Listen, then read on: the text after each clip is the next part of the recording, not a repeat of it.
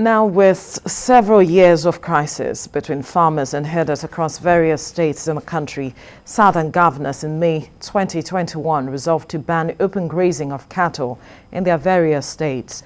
But this decision is one that does not sit well with Fulani Socio-cultural Association Miyetti Allah Kautal Hore. The group is appealing to the National Assembly to intervene and stop the enactment of anti-open grazing laws, which they describe as a satanic agenda to destroy their sources of livelihood. The one that the ban poses a threat to the corporate existence of the country. Joining me to discuss this is public affairs analyst Ake Fatunke and development analyst and leadership strategist Dr. John Ekundayo. Gentlemen, good morning.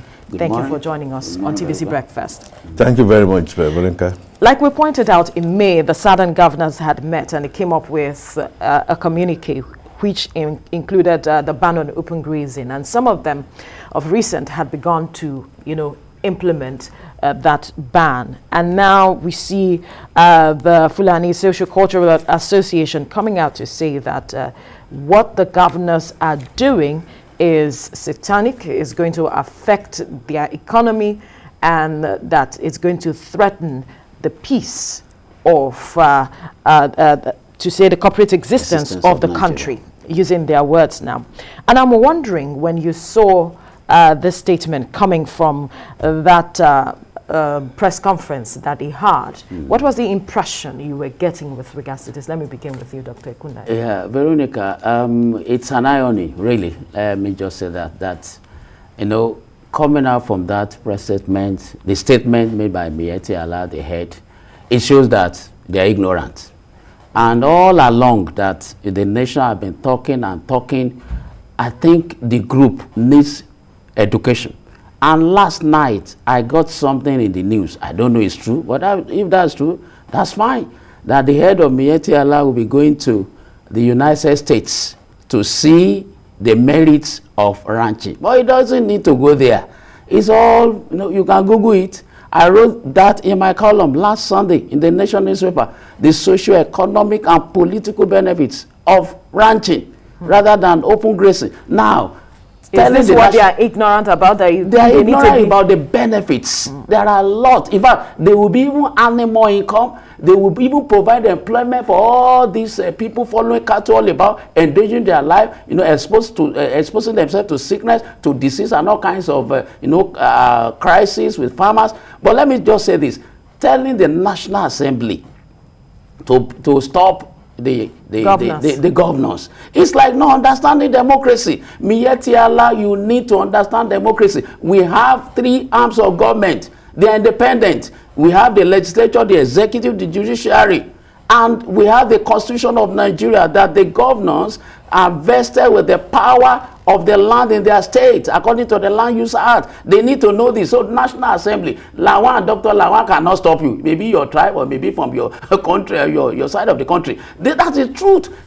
You can't stop. Lawan or the Senate cannot stop the governors. They need to be told. They need to be educated about this, so that, and then to be educated about the social political benefits of ranching. One cow that's supposed to produce 1 liter, when you rear it from the north to the south, can produce 20 liters in the ranch. Can you just see one?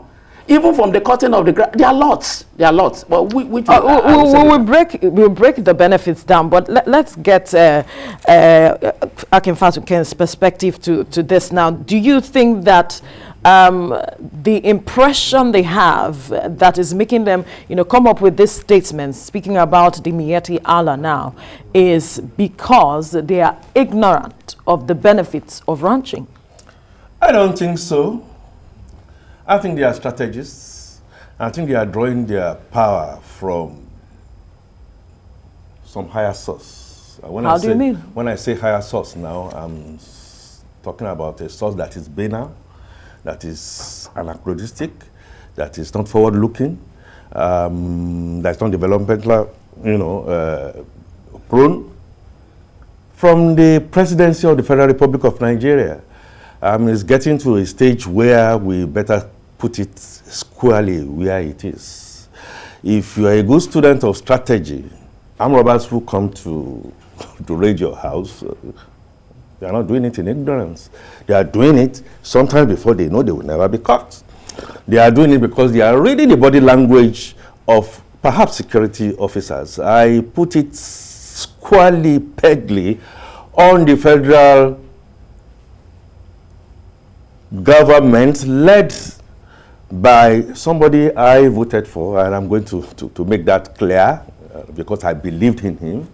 And on all indices, President Muhammadu Buhari has chosen to be anachronistic, not forward-looking, not even looking at peers that should be looking at Nigeria, Rwanda, Ethiopia, Ghana, and he has consistently given the impression that he's going to go back to 1978. This is not the president speaking.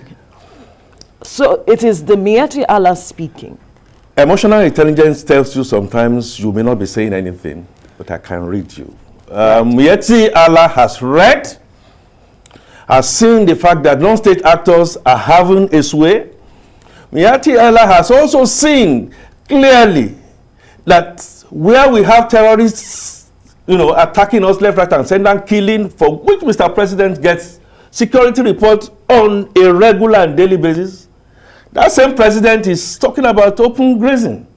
That same president who I know, based on some of my friends that I have in Katsina at school in the north, also has ranching.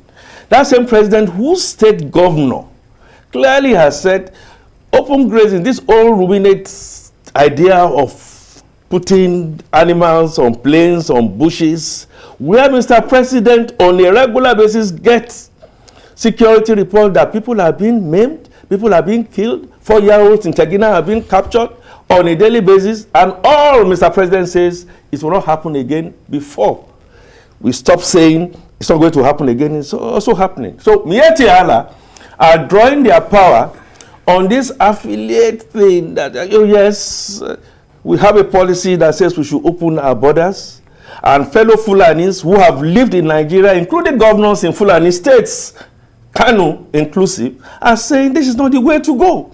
And yet, Mr. President, contrary to the expectation of emotional intelligence, common sense, development, keeps on looking backwards. What else do you expect us to say? We must say it may not have affected me directly, Veronica, you directly, John, you directly, and quite a number of the Nigerians. Nigerians who are gnashing their teeth, who are losing their children on a daily basis, will not say a word of prayer for the kind of leadership that we have. Either him directly, because I put that squarely on Mr. President's table. I told you I voted for him. I'm disappointed. On people that he has surrounded himself with for an agenda that I'm yet to really understand.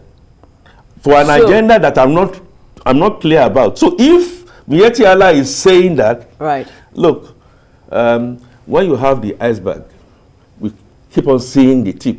Miyetti Allah is just the tip. Go under the water, you see the foundation of where they are drawing these things from. A lot of persons will want to argue with you that this are just perhaps there is no proof to this statement that you are making. Oh, well, there's a proof to the fact that herdsmen and farmers have been clashing. Actually, absolutely. On a regular basis. But there's also that you are saying it is coming from something. There's also a proof that it is strategic. And it is because of perhaps the body language of the president that they are saying all of these things. Oh, yes. Not just the body language. The Attorney General of the Federal Republic of Nigeria, who is the spokesman, law officer, comes out when others are trying to put things together and say, look, let's see how we are going to resolve these issues. And he says, no, it's not constitutional. And Miyetti Allah is one. We also have some other state actors who are openly encouraging and telling Nigerians and telling the South, you ain't got no choice unless we settle terrorists, not bandits. Okay? Terrorists. But bandits is what we call them. Government calls them bandits. Right. I know they are terrorists, and I'm not going to change my mind about that. Okay, let's come to Dr. Akundaya, because I need him to react to some of the statements coming from Mr. Fatunke, and he's saying that a lot of what we are seeing coming from the Miyetti Allah Kautal Hore that spoke is because of putting it into perhaps perspective, the body language of the president, encouraging them to speak in that manner. Because a lot of persons, a lot of Nigerians are reacting to that statement, saying if it is from certain parts or any other persons, the president or the government could have reacted. Let me respond to that with another perspective. I'm not disagreeing with him, but then I want to just come with another perspective. Now, for the Miyetti Allah group, Funam group, many of them have involved, and that is the truth that must be told to the presidency, to the chief law officer of the federation, and all the people within the presidency. The truth is, and all Nigerians know this, these people have been treated with kid glove in such a way that people are beginning to wonder.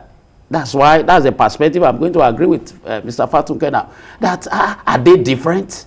Is it because how many of them have been convicted, for crying out loud, whether for infractions or security breaches committed in the north or south or middle belt or anywhere? How many have gotten to the court of law? The chief law officer is there, and all the other state actors, really. So, but when you heard about IPOB, when you heard about Sunday Igboho and the rest, they unleash this thing. We see our security was unleashing. Why not the same equal amount? So, of course, people will begin to have their own perspective. That's my own perspective too. That's the way. But I will not mention a particular individual. But it's like they can get a body language that, well, that's a belief that the Miyetti Allah had that, oh yeah, Senate president, oh yeah, prevail on the governors, let them change their laws. But our constitution doesn't run that way, So that's why I said, for me, they need education, but so that they won't just think that the president has the presidential powers.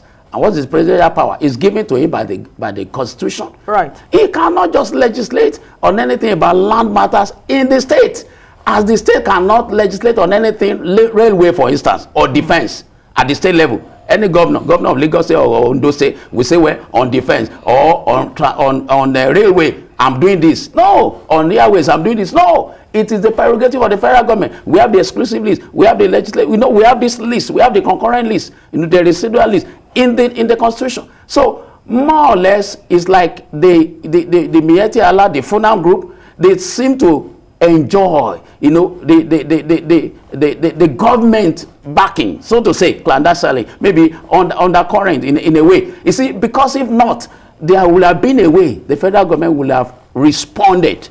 Let me not use the word reaction to some of the infractions that we have been seeing in all the states. Now, I read in the news yesterday on the WhatsApp that the kingpin terrorizing them in the northwest had been captured.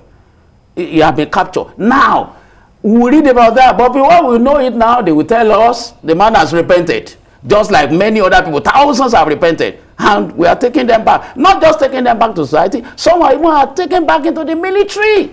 We are exposing ourselves the more. So do we have details of them being being taken into the military? Because that was refuted at some point. Well, they have been taken back to the society. And remember, we have many people in the IDP camps that are even suffering. Millions are in Benue State, for crying out loud, in the ID camp, another state of the federation. So the thing is, there should be equity, there should be equality before the law. And he that comes to the law, he come to equity, more come with clean hands. So the president and the presidency, not just that Malangaba she will just be issue press statement there. There are people, as we are speaking here, that are crying because they are already widows. Some are already fatherless. Some are motherless. Look at what happened around the father. Last week, the brother of Eshowore, a woman escaped from there and said some of these people, after capturing them, went into the bush with cows. So you can link this, what's it called, open grazing, with criminal activities. But the government is trying to say, no, it's not the others that are causing this. So it's like the government is treating this issue with kid gloves. And that is why I think Akeredolu, up to yesterday, meeting Futa officials, was still talking about this, that the president is not really taking this matter. I mean, for a governor to be crying out loud like that. And other governors, even Katsina, the state of the president, 20 out of 24 local government. Yes. The deputy speaker of the house had to be crying, weeping in the House of Assembly. 20 of the 24 local government in the home state of Mr. President is in this. And then what are we saying? So it is high time the federal government did something about it. It's high time the federal government stop all these things, and then we go for a better route, and which is we think ranching. that ranching will address the conflict that we have seen over the years between the herders and the farmers, and perhaps the conflict that we have seen arising from this matter. Absolutely. Other countries have done it. They are thriving. They are growing in leaps and bounds. Mr. President knows that, and I am not having any doubt in my mind that the buck stops on somebody's table. When we say presidency, we have just one pilot assisted by other pilots, co-pilots, captains, but the buck stops on President Muhammadu Buhari's table. I am aware that we are supposed to be running a federation. We are not running a federation. What we are seeing more of is more of unitary.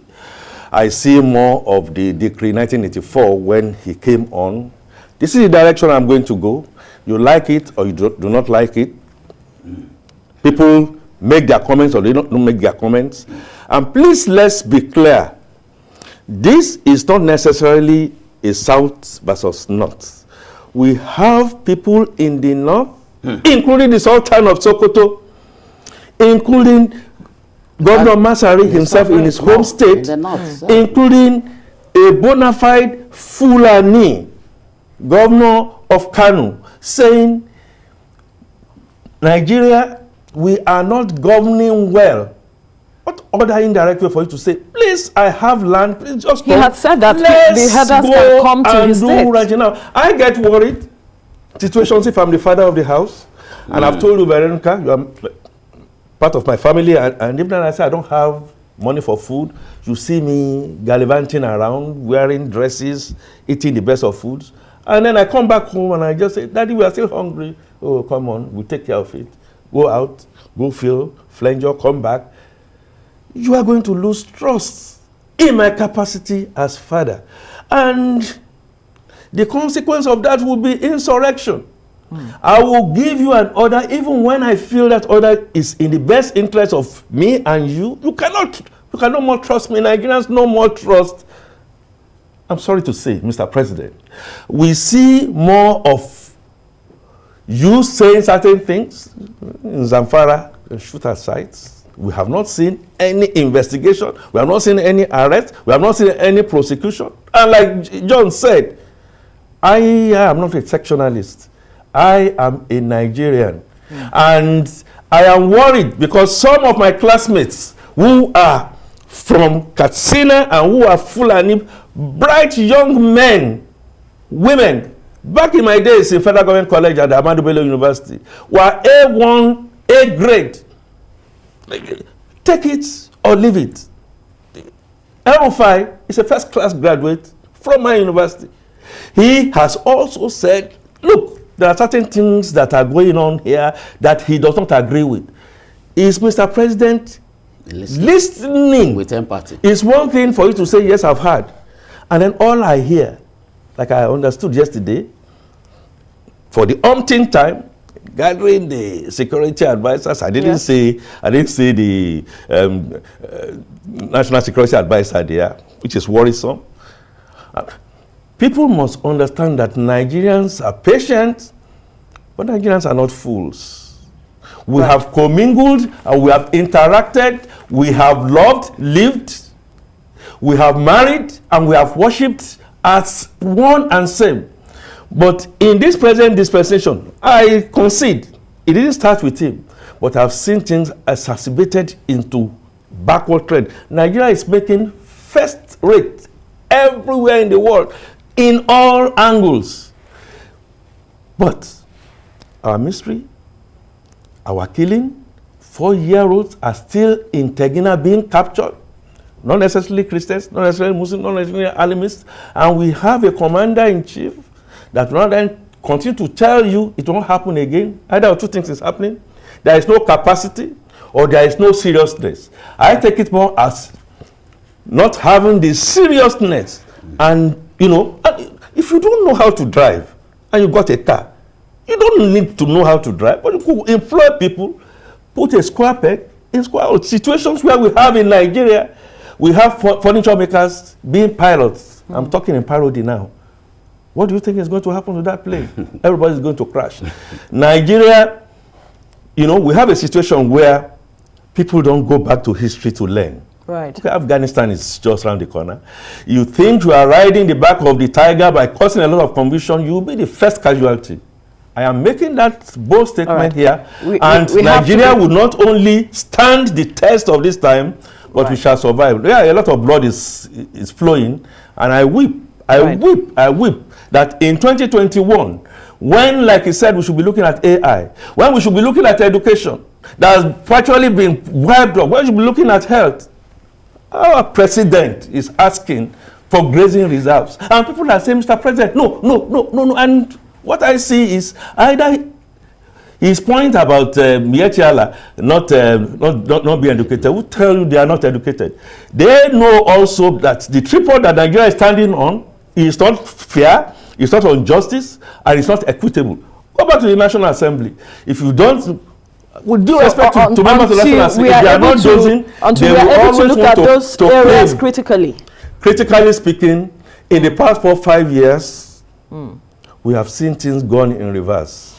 Right. I am not somebody who will now wait and see Nigeria sink in my face like Afghanistan is sunk, like Southern Sudan is sunk, and we have a chief security officer who, from all intents and purposes, is not doing what I expect him to do.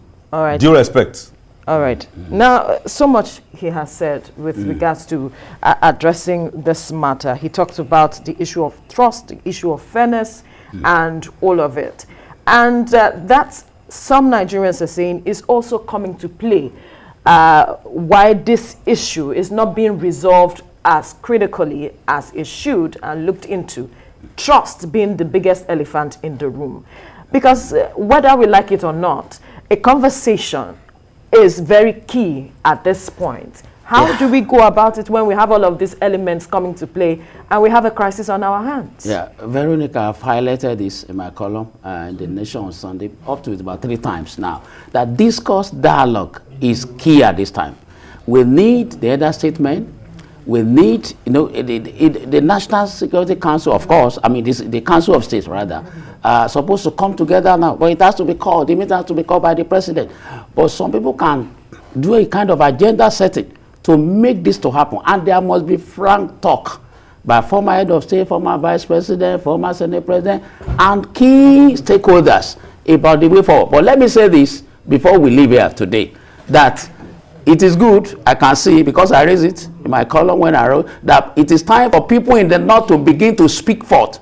And thank God some of them are already speaking forth, like Baba Ahmed and some other people, even the state actors, like the governor of Katsina State speaking, and some other people also speaking. Because one thing is trust, you mentioned, and I want to conclude on that. The trust is winning in the South. I can say that as a researcher.